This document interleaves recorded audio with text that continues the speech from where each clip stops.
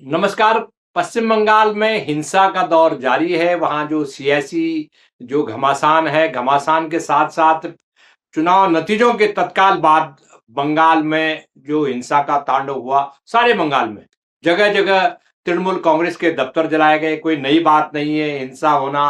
और जब एक सरकार जाती है, दूसरी सरकार आती है, तो ये नेचर में है बंगाल के कि वहाँ वायलेंस होती है, टारगेटेड हमले होते हैं। लेकिन इस बार के जो हमले हैं, उसके लिए तो चुनाव आयोग पूरी तरह कटघरे में खड़ा है, क्योंकि देखिए चुनाव आयोग ने पूरी मशीनरी हाथ में ले ली थी और ममता बनर्जी के जो ऑफिसर थे उनको हटा दिया था।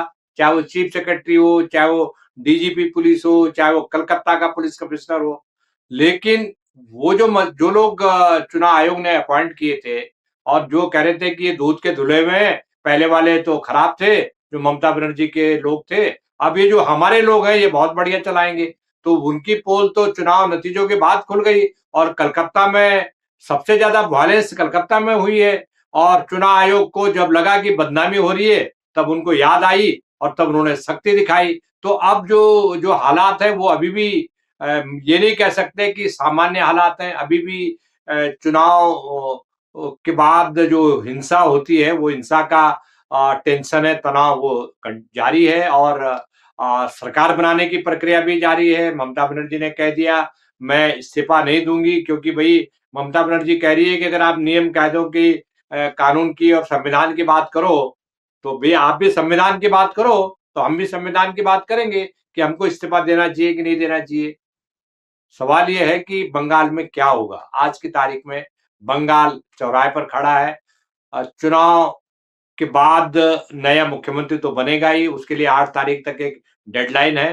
भारतीय जनता पार्टी के जो विधायक दल की जो बैठक होगी, मिनिस्टर का फॉर्मेशन होगा, उसमें अमित शाह जो चाणक्य हैं, वो खुद ही जा रहे हैं ऑब्जर्वर बन करके, तो वो तमाम चीज़ें खुद सँभालेंगे। लेकिन ये जो हिंसा हुई है, वायलेंस हुई है, इसकी जवाबदेही चुनाव आयोग की तो है ही, ये तो अमित शाह की भी जवाबदेही है कि भाई आप किस बात के होम मिनिस्टर हैं? आप चुनाव करवाने के होम मिनिस्टर हैं या ये जो वायलेंस हुई है इसके इसकी जवाबदारी किसकी है? तो ये तमाम तरह के सवाल हैं जिस पर आप सभी से रूबरू हो रहे हैं। प्रसून आचार्य साहब जो कोलकाता से मेरे साथ लाइव हैं और वो जाने-माने पत्रकार हैं। आनंद बाज़ार पत्रिका से उनका 30 साल से ऊपर का एक रिलेशन रहा है, संबंध रहा है। और वो उनको ऐसा जर्नलिस्ट माना जाता है पश्चिम बंगाल का, जिनके हाथ में पूरे बंगाल एक किस्म से उनकी उँगलियों पर होता है। वहाँ के जो सियासी समीकरण है वो उँगलियों पे होते हैं। तो मैं प्रसून आचार्य साहब के लिए फ्लोर ओपन कर रहा हूँ कि प्रसून जी, आज जो हालात हैं और क्या होने वाला है बंगाल में, उस पर आप अपनी टिप्पणी दें। प्रसून जी। देखिए देखिए एक चीज हुआ है। जैसा ही सत्ता चेंज हो गया है, अभी तो Mamata Banerjee officially chief minister है, लेकिन कोई जगह नहीं दिखाई दे रहा है कोई सरकार नाम का कोई चीज है। अभी जो है हालात, हर थोड़ा बहुत जगह बीजेपी का जो कार्यकर्ता है, जो सपोर्टर है, वो लोग भी है, और ज्यादा जो है टीएमसी से अचानक 24 आवर्स में जर्सी चेंज करते हुए वो लोग सब लोग तत्काल बीजेपी बन गया है। वो टीएमसी के ऊपर हमलावर हो गया, मारपीट हो रहा है, कोई जगह दुकानें जलाए गए, कोई जगह ऑफिस के ऊपर हमला हो चुके हैं। और इसका जो इसका रेजिस्ट कौन करेगा? कोई जगह पे अभी भी देखिए, टीएमसी का हाथ में कलकत्ता कॉरपोरेशन है, ये 100 का ऊपर ज्यादा की ज्यादा सब म्युनिसिपल एरिया है, हर जिला पंचायत है, लेकिन कोई जगह कोई कार्यकर्ता या कोई कर्मी, कोई लीडर को नहीं दिखाई दे रहा है। एक अद्भुत परिस्थिति है, अद्भुत परिस्थिति है। कल जैसा था और एक से माहौल था, जो लोग पब्लिकली लोग भीड़ कहाँ से बुलडोजर लेके चला गया था न्यू मार्केट एरिया में, वहाँ फुटपाथ के ऊपर बने हुए टीएमसी ऑफिस, एक मीट शॉप के ऊपर हमला हुआ। आज कम से कम जो इलेक्शन कमीशन सक्रिय हुआ है, तब वो लोग मीटिंग भी किया है। डीजीपी और कलकत्ता पुलिस कमिश्नर अलग अलग ढंग से कहा कोई बुलडोजर का कार्रवाई कोई नहीं करेगा, और जो लोग बुलडोजर रखते हैं, भाड़ा पे देता है बुलडोजर, अगर भाड़ा पे किसी को दिया जाए तो उसका खिलाफ सख्त कार्रवाई होगा। अगर बुलडोजर चलेगा तो कोई ऐसा नहीं है कोई बुलडोजर चल रहा है मतलब कोई सरकारी मशीनरी से बुलडोजर चल रहा है, पर्सनली भाड़ा लेके बुलडोजर एक दूसरे कोई किसी को तोड़ फोड़ कर रहा है। ऐसा माहौल आज तक कभी देखा भी नहीं। लोगों का भय का माहौल है और खास तरीके से मुसलमान लोग, पता ही है, ये लोग बीजेपी को वोट नहीं दिया। और जो मुख्यमंत्री होने वाला है शुभेंदु अधिकारी खुद कहा था मुसलमान हमको वोट नहीं दिया था, हम हिंदू वोट से जीते हैं। तो मुसलमान यहाँ 30% है, कम से कम 3 करोड़ से ज्यादा आबादी है, वो थोड़ा डरे हुए है। बहुत सारे जगह मुसलमान लोग दुकान भी नहीं खोला, जैसे न्यू मार्केट एरिया में है, सब्जी वाला भी दुकानदार है, वो लोग भी नहीं आया। बहुत सारे जगह ऐसा है, तो एक भय का माहौल है। लेकिन अंतिम में इलेक्शन कमीशन इसमें दखल अंदाज किया। इलेक्शन कमीशन को पहले ही करना चाहिए था, क्योंकि बीजेपी स्ट्रेट बोल दिया। बीजेपी का यहाँ जो स्टेट प्रेसिडेंट है शमीक भट्टाचार्य, देखिए हम लोग सरकार पे आया ही नहीं अभी तक, जो भी घटना घटेगा उसका जिम्मेदार इलेक्शन कमीशन या स्टेट जो एडमिनिस्ट्रेशन है उसका जिम्मेवारी है, हम लोग का है नहीं। और वो भी ये भी कहा जो लोग तोड़फोड़ कर रहे हैं ज्यादा वो पर्सनली ग्राज से एक दूसरे का ऊपर कर रहा है बीजेपी का नाम पे, उसमें भी मेरा कोई जिम्मेदारी है नहीं। तो ऐसा एक सिचुएशन हो गया। अभी किस प्रकार से ममता बनर्जी उसका अपना टीम को इंटैक्ट रखे, यही सबसे बड़ा सवाल हो गया। क्योंकि ममता बनर्जी का दल में एक सुपरस्टार है बंगाल का देव, उसका पिक्चर भी चलते है, एमपी भी है, वो अभी अभी बयान दे चुके हैं। ये परिवर्तन जो हुआ है उसका स्वागत जनाते हैं हम, और लगता है भय मुक्त होकर के सब लोग काम करेगा। ये भय मुक्त कौन बोल रहा था? बीजेपी वाले बोल रहा था, अब टीएमसी वाले बोल रहा है, कई लोग इस्तीफा देने का मूड में है। तो ममता बनर्जी को अभी उसका दल और जो वर्कर है उसको इकट्ठा रखना ही सबसे बड़ा चैलेंज बन गया है। बिल्कुल आपने सही कहा कि देखिए बंगाल में जिस तरह का सत्ता परिवर्तन होता है, मुझे भी मालूम है कि जब सीपीएम हटा था तो तृणमूल कांग्रेस के लोगों ने सीपीएम का 350 दफ्तर से ज्यादा, मुझे नहीं पता कि एग्जैक्ट संख्या क्या है, लेकिन पूरे स्टेट में बंगाल में मैंने एक पैटर्न देखा कि वहाँ ऑफिसेज बहुत खुलते हैं, पॉलिटिकल ऑफिसेज, गली-गली में ऑफिसेज। ये सीपीएम का ऑफिस है, सीपीआई का ऑफिस है, ये इसका ऑफिस है, ट्रेड यूनियन का ऑफिस है और वहाँ शाम को मीटिंग चलता है डेली। तो ये जो पैटर्न मैंने देखा वो बाकी स्टेट में बहुत कम देखने को मिलता है। लेकिन सवाल ये है कि लोगों में जो बंगाल में मेरी बातचीत हुई, 3-4 जगह मेरी बातचीत हुई, उनका ये कहना है कि देखिए अभी लोगों में ये हो गया है कि अभी तो ये लोग पावर में नहीं आए हैं बीजेपी वाले, अभी तो पावर में आएँगे 8 तारीख, 9 तारीख के बाद जब ओथ होगा। लेकिन जब पावर में आने के पहले जो ट्रेलर दिख रहा है, वो ट्रेलर तो बहुत खतरनाक है। ये बिना पावर में आकर के ये ट्रेलर दिख रहा है, तो पावर में आने के बाद जो ये टारगेट करेंगे पॉलिटिकल अपोनेंट को या मुस्लिम्स को, उसके बारे में एक भय का वातावरण है बंगाल में। ना, भय का वातावरण है ही है। और सबसे बड़ा चीज यही है, ये दृश्य हम लोग 2011 में भी देख चुके थे। जितना ऑटो वाले यूनियन है, जितना दुकानदार है, जैसे टैक्सी यूनियन है, हर जगह उस समय सब लोग सीपीएम था, लाल झंडा लगा करके चलते थे।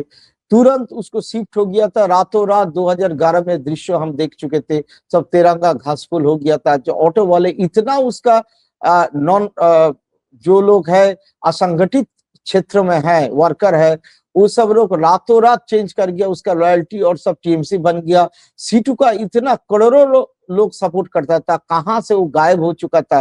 तब मैंने सीपीएम वाले को पूछे थे कहाँ चला गया, बोला रोटी रोजी का चलते वो लोग वो अपना लॉयल्टी तुरंत शिफ्ट कर गया।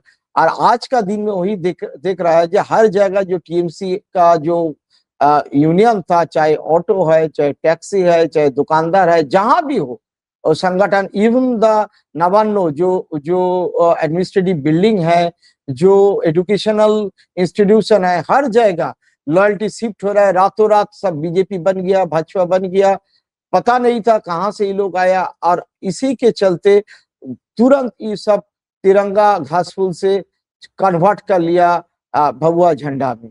और इसी का चलते एक दूसरा माहौल भी पैदा हो चुका है। कोई जगह टीएमसी नहीं दिखाई दे रहा है ना, वो लोग रोड पे इतना, उसका 80 एमएलए जीत चुका है।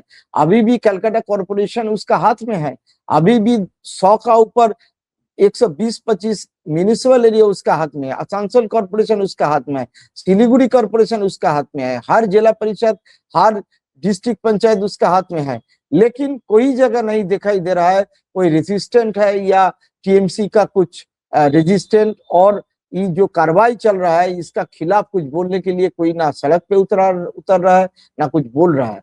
और जो बुद्धिजीवी है, जिसको कोट एंड कोट बुद्धिजीवी कहते हैं, वो ज्यादा तो चालाक है, सुविधावादी है, वो लोग भी लॉयल्टी शिफ्ट करना तुरंत शुरू कर दिया। जो पोएट है, जो एक्टर है वगैरह वगैरह, जो है इतना दिन से ममता बनर्जी के करीब थी, वो लोग भी फेसबुक में सोशल हैंडल में ऐसा करके पोस्टिंग दे रहा है जो हम लोग को तो पता ही था चेंज होगा, और चेंज स्वागत है, हम लोग इसका साथ है। अच्छा। तो ये जो जी जी, ऐसे होता है कि भाई गंगा गए गंगा दास, जमुना गए जमुना दास। सत्ता अगर चली गई तो लोग साथ छोड़ देते हैं, अच्छे टाइम पर साथ रहते हैं, और जब बुरा टाइम आता है तो ये तो नेचर, प्रकृति का नियम है, और ये राजनीति में हमेशा होता है। और लोग कहते हैं राजनीति जो है में कोई परमानेंट दोस्त और दुश्मन नहीं होता, लेकिन एक बड़ी जमात है पॉलिटिक्स में, राजनीतिक पार्टियों के भीतर, जो सत्ता में रहते हुए फायदा उठाने के लिए दोस्ती करते हैं और उसके बाद अपना पाला बदल लेते हैं। वही बंगाल में भी हो रहा है, नई बात तो कुछ नहीं हो रहा है। मेरा एक सवाल है परसुन जी कि ये जो जो डिक्लाइन हुआ है, चाहे वो कई भी कारण है, उसका एक अलग मुद्दा है कि देखिए एसआईआर हुआ, वोट चोरी हुआ, ईवीएम की गड़बड़ी हुआ, हेरा-फेरी हुआ, वोटर लिस्ट में हेरा-फेरी हुआ, लोगों को पीटा गया, वो एक अलग इश्यू है। सवाल ये है कि क्या ये जो बुरा टाइम ममता बनर्जी का चल रहा है या शुरू हुआ है, क्या ये ममता बनर्जी का पार्टी ये बिखर जाएगा, ये डिसमेंटल हो जाएगा, या इसमें होप है कि ये दोबारा खड़ा होकर के बीजेपी का जो पॉलिटिक्स है बांटने का लोगों को आपस में, और कम्युनल वायलेंस कराने का, या जो भी लोगों को डिवाइड करने का, डिवाइड एंड रूल का, क्या उसका मुकाबला कर पाएगी आने वाले टाइम पर? इतना मजबूत फिर से हो पाएगी ममता बनर्जी? देखिए, ममता बनर्जी जब सीपीएम से लड़े थे, उसका मेन स्ट्रेंथ था उसका वर्कर। चाहे वर्कर का ऊपर जितना भी हंगामा हो, मर्डर हो चुके थे, उसका खेती नहीं करने देता था, घर नहीं देता था, घर से भागा भागा महीनों तक रहते थे, लेकिन वो वर्कर उसका साथ थे। लीडर भला ही कोई नहीं था। एक जमाना था, हमको याद है, जब टीएमसी वो शुरू का दिन से गठन हुआ था, तो ममता बनर्जी थे और सुदीप बंदोपाध्याय थे और मणिशंकर आके बैठे रहते थे। भाई कोई था ही नहीं, उसके एक ही एमएलए था, शोभनदेव चटर्जी। ममता बनर्जी भला ही साउथ कैलकाटा में हार चुके हैं, वो उसका सपन दास गुप्ता का पास, उसका बाकी लोग ये भी हार चुके हैं, देवाशीष कुमार, लेकिन वो शोभनदेव चटर्जी उसी का बगले वाला कॉन्स्टिट्यूएंसी में आज का दिन में 60,000 का ऊपर से मार्जिन से जीत चुका है। लेकिन तब उसका वर्कर मेन था। अभी उसका उम्र भी उसका साथ नहीं है। अब ममता बनर्जी का 71 ईयर्स हो गया है, और सत्ता में रहते हुए वर्कर का भी चर्बी चढ़ चुकी है, पैसा भी कमा लिया अच्छा खासा ही लोग। तो फाइटिंग करने के लिए जो वर्कर चाहिए, वो वर्कर लोग उसका अपना प्राण बचाने के लिए, संपत्ति बचाने के लिए सब टीएमसी से बीजेपी में सरेंडर हो रहा है। अगर वर्कर ही लोग सरेंडर हो जाएगा, इतना मारपीट के बाद इसका वर्कर कभी सीपीएम का प्रति सरेंडर हुआ नहीं, लेकिन इस बार देख रहा हूँ जो वर्कर लोग सरेंडर हो रहा है, काउंसिलर लोग सरेंडर हो रहा है। जब सरेंडर शुरू हो जाता है ना, तब तो बचा कौन? ममता बनर्जी खुद ही एक पार्टी है, और बाकी लोग तो कोई इडियोलॉजिकल पार्टी है ही नहीं। वो सीपीएम हटाओ देश बचाओ वाला पार्टी थे।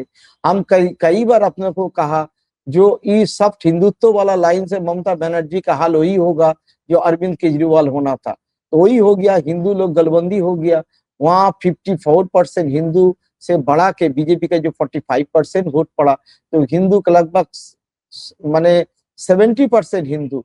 बंगाल में 30% मुस्लिम और 70% हिंदू है। 70% हिंदू का अंदर 70% ही हिंदू गोलबंदी हो चुका था ममता माने बीजेपी के पास। तो रह गया बचा कुचा 20% हिंदू और मुसलमान, कुछ वो भी बिखरा हुआ है। तो इसी के चलते ममता बनर्जी का जो वर्कर बेस है, वही सबसे बड़ा समस्या है। पागल के उसको वो लोग आदर माने श्रद्धा करते थे, आदर करते थे, वो जो कहते थे वही कर देते थे। तो वर्कर अगर कितना तक रहेगा, इसका ऊपर डिपेंड करता है तृणमूल का भविष्य क्या होगा। अभी भी तो उसका हाथ में 29 एमपी है, लेकिन उसको कहाँ दिखाई दे रहा है? कहाँ कौन सड़क पे आके बोल रहा है कि ऐसा मत किया करो? कोई ऐसा लीडर तो है ही नहीं। और आईपैक जो पूरा चुनाव अभियान प्रचार किया, तो वो लोग भी एक व्यावसायिक प्रतिष्ठान है, वो लोग भी भाग चुके। बस ऐसा ही है स्थिति। बिल्कुल, बिल्कुल, बिल्कुल आपने बहुत तस्वीर बताई कि देखिए वो चूँकि आइडियोलॉजिकल पार्टी नहीं है, सीपीएम के खिलाफ ये पार्टी खड़ा हुआ था। उसके बाद उससे पहले भारतीय जनता पार्टी से दोस्ती करके भाजपा को बंगाल में घुमाया ममता बनर्जी ने और इतना घुमाया शेर का सवारी कर दिया। वो शेर ही जो जिसके पीठ पर ममता बनर्जी बैठी थी, वो पीठ पर ही उसको खा गया। अब ये बताइए कि ममता बनर्जी को लोग कह रहे हैं कि जब ममता बनर्जी ने तो पहले इंडिया अलायंस की बात किया नहीं, इंडिया अलायंस से पूछा नहीं, कांग्रेस को 4 सीट देने के लिए भी लोकसभा में तैयार हुआ नहीं, विधानसभा की तो बात ही खत्म कर दी। इंडिया अलायंस को बनाने में, मजबूत बनाने में या कांग्रेस के साथ उसका टसल चल रहा था, ये सब टसलबाजी में ममता बनर्जी इंडिया अलायंस का कभी बात ही नहीं किया भी तो जब उसको मतलब होता तो बात करता था, जब मतलब होता था बात नहीं करता था। आज की तारीख में उनका जब कल प्रेस कॉन्फ्रेंस हुआ, तो उन्होंने कहा कि इंडिया अलायंस को मजबूत बनाऊँगी, दिल्ली जाऊँगी, ये करूँगी। सवाल ये है कि ममता बनर्जी का बंगाल के बाहर तो ज़ीरो इन्फ्लुएंस है।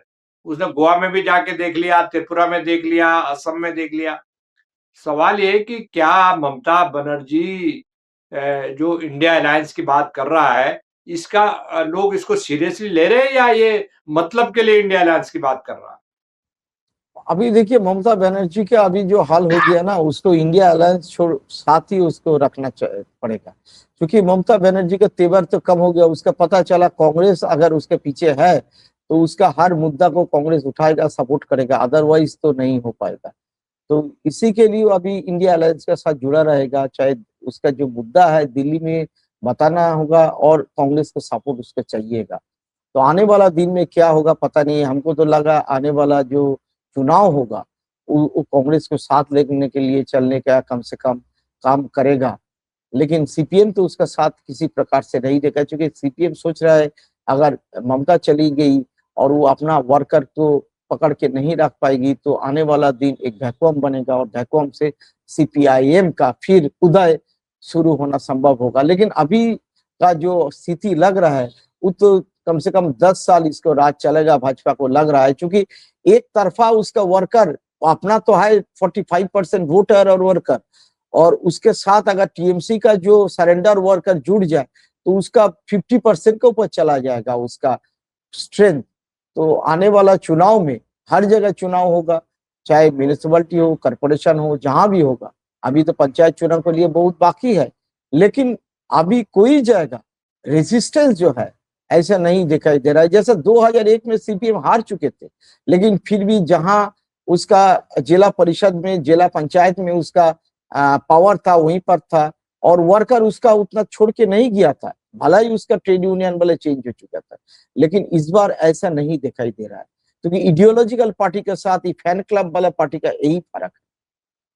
बिल्कुल, बिल्कुल सही बात है। मैं आखिरी सवाल आपसे पूछना चाहूँगा और वो ये सवाल है मेरा कि ये भारतीय जनता पार्टी में जो मुख्यमंत्री की और मंत्रियों की और ये जो चीज़ें शुरुआत हो गया, एक चर्निंग हो रहा है भीतर से कि भई कौन बनेगा, क्या बनेगा? शुभेंदु अधिकारी फ्रंट पर हैं और इधर है, उधर भी है, कई और लोग भी लाइन में हैं और भारतीय जनता पार्टी का अपना पार्टी लीडरशिप का अपना भी एक आइडिया होगा, उनके माइंड में होगा कि कौन लीड कर सकता है। सवाल ये है कि क्या भारतीय जनता पार्टी पहली बार बंगाल में सरकार बनाएगी? क्या वो सस्टेन कर पाएगी और उसका मुख्यमंत्री का फेस और उसका जो फॉर्मेशन होगा, जो कंपोजिशन होगा मंत्रिमंडल का, उसके बारे में कोई रिपोर्ट है आपके पास कि क्या-क्या बीजेपी के अंदर हो रहा है, सरकार देखिए फॉर्मेशन को लेकर के? देखिए मेरा तो लग रहा है शुभेंदु अधिकारी सीएम बनेगा और एक महिला मुख्यमंत्री कोई होगा, जी। डेपुटी, और कोई जरूर डेपुटी कोई नॉर्थ बंगाल से कोई आदिवासी चेहरा को ये लोग बनाएगा, क्योंकि इसका जो अपना जो जनाधार है उसको भी पकड़ के रखना है, नॉर्थ बंगाल को भी एड्रेस करना है। और शुभेंदु अधिकारी जो ममता बनर्जी को दो बार पिछले 2021 और अभी 2026 में हराया था, उसको अपना जो मर्यादा है देना है, क्योंकि अभी अमित शाह ने शुभेंदु अधिकारी को ऊपर पूरा के दाव लगा कि इस बार चुनाव लड़े, और शुभेंदु अधिकारी उस चुनाव में बाजीगर साबित हुए। बिल्कुल, बिल्कुल। बहुत बहुत धन्यवाद प्रसून आचार्य कोलकाता से लाइव जुड़े हुए थे मेरे साथ और उन्होंने जो खाका खींचा है, जो पिक्चर बताई है कि किस तरह से एक पोस्ट इलेक्शन वायलेंस जो है, हिंसा वो हिंसा जो है किस तरह से हुई वहां, और चुनाव आयोग की देखरेख में हुई, चुनाव आयोग के सामने हुई, चुनाव आयोग देख रहा है, उसके पसंदीदा जो ऑफिसर है, चाहे कलकत्ता के पुलिस कमिश्नर हो, चाहे वो डीजीपी पुलिस हो, चाहे चीफ सेक्रेटरी हो, चाहे स्टेट के सीईओ है, मुख्य निर्वाचन अधिकारी कोई मिस्टर अग्रवाल है, तो ये सारे लोग सीधे-सीधे तौर पर चुनाव के बाद जो वायलेंस है, इन सारे लोगों को जिम्मेदार ठहराया जा रहा है। इलेक्शन कमीशन ने जो रिएक्शन किया, वो बहुत बाद में किया, जब बहुत ज़्यादा वायलेंस हुई और कई लोगों की वहाँ मौत भी हुई वायलेंस में। परसोनी जी, तमाम जो मेरे द दर्शक हैं, उन तमाम दर्शकों की तरफ से आपका बहुत-बहुत शुक्रिया, बहुत-बहुत धन्यवाद, और मैं अपने दर्शकों से अपील करूँगा कि आप जिन दर्शकों ने जिन व्यूअर्स ने अभी तक इसको मेरे यूट्यूब चैनल को सब्सक्राइब नहीं किया है, कृपया सब्सक्राइब करें, सब्सक्राइब का बटन दबाएं, और मेरा इससे हौसला बढ़ेगा, और मैं आपको नियमित जो मेरे वीडियोज हैं वो ऑटोमेटिक आपको उसका संदेश मैसेज मिलता रहेगा। बहुत बहुत शुक्रिया परसुन आचार्य साहब। नमस्कार।